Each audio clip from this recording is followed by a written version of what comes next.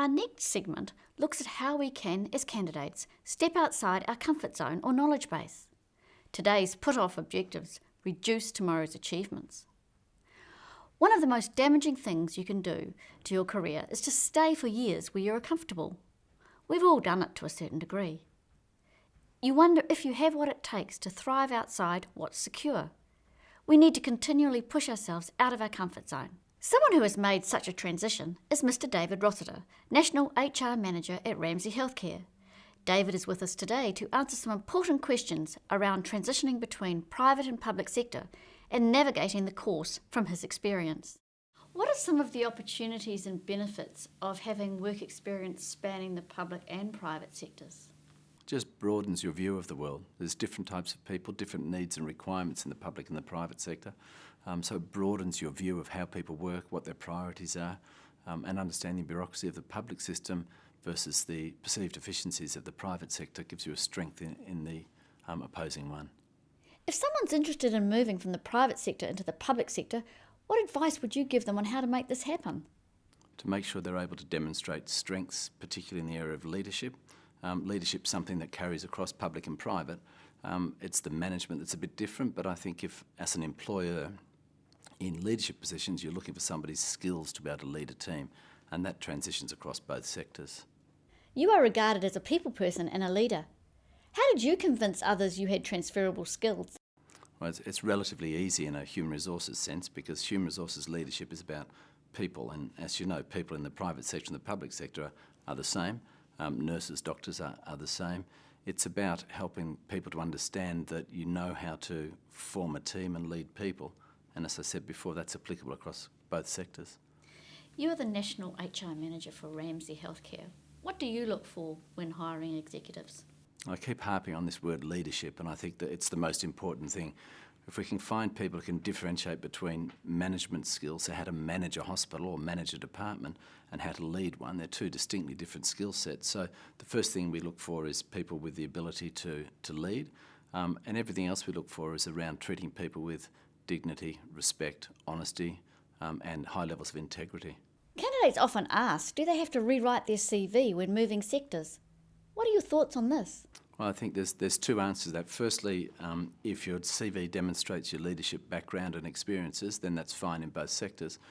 Where it might be different, however, is often in the public sector that candidates are asked to address specific criteria in their CV or in the application, so they may need to make it longer by addressing some of those competencies or skill requirements. But fundamentally, I think they're the same. A CV is not the most important part of a process in recruiting a person. It's the person that matters. If you don't have the specific knowledge or skills to undertake a role, then the obvious solution is to somehow obtain that knowledge.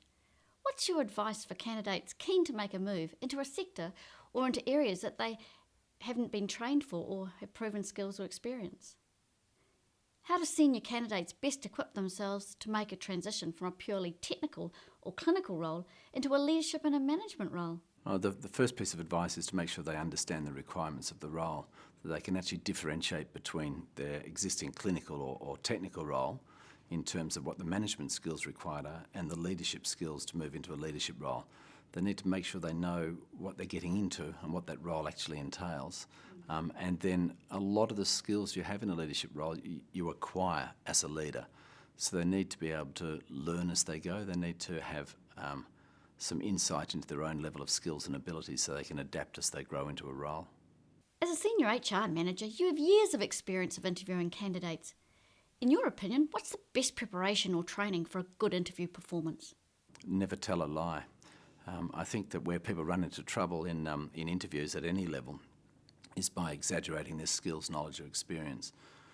So I think if a skilled interviewer is using some form of competency-based interviews or behavioural-based interviews, it's difficult for people to say something and not follow through on it. So my advice is to be 100% honest, because at some point you'll run into trouble in an interview if you're not. David, that's fantastic. Thanks so much for your insights and thoughts today on how you've moved between sectors and advice for other people. Thank you. Another to make the successful transition from the private sector to the public sector is Carolyn Lamb. Carolyn is passionate about health and was keen to join the sector. She has recently successfully gained the position of Executive Officer, Medical Council of New South Wales. Welcome, Caroline. What are some of the opportunities and benefits of having work experience spanning both the public and private sectors? Look, I think there are skills that are applicable in both public and private sector, but both environments are in their own way different. And I think it's important to understand that as you move from one to the other.